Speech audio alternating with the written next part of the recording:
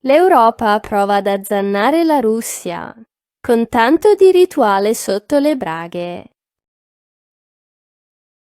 Il riarmo europeo, la prontezza europea di Ursula segue facilmente quella di Macron, ovvero la sua iniziativa, la forza di rassicurazione, truppe franco-britanniche in Ucraina. E adesso vediamo quello che ha detto Macron durante la conferenza stampa in Eliseo. Starmer, leader britannico, sta in silenzio mentre il burattino Macron anticipa quello che lui vuole fare, cioè quello che l'Inghilterra vuole fare. Chi appare normalmente non è mai protagonista del testo, è soltanto un attore di teatro. È probabile che all'insegna della voce di von der Krugen ci sia qualcos'altro, magari Starmer, magari l'Inghilterra, e questa portavoce poi fa riferimento come sottocategoria alla Francia.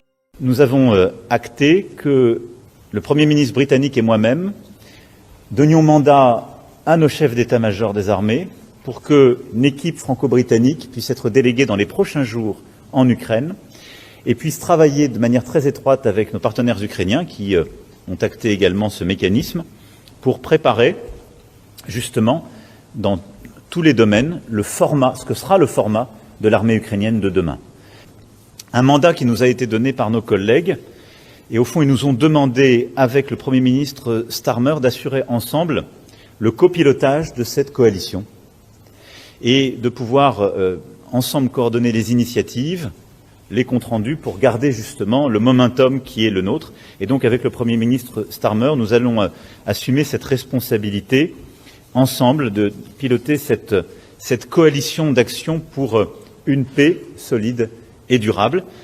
En termes de soutien de court terme à l'Ukraine, nous avons aussi acté de manière unanime le fait que le temps n'était pas à la levée des sanctions, quelle qu'elle soit. Et il ne saurait y avoir une politique de levée des sanctions avant que la paix soit clairement établie. Nous avons donc pour intention de maintenir la pression économique, en particulier sur les flottes fantômes, sur aussi certaines capacités industrielles, et nous allons continuer à nous mobiliser sur ce point.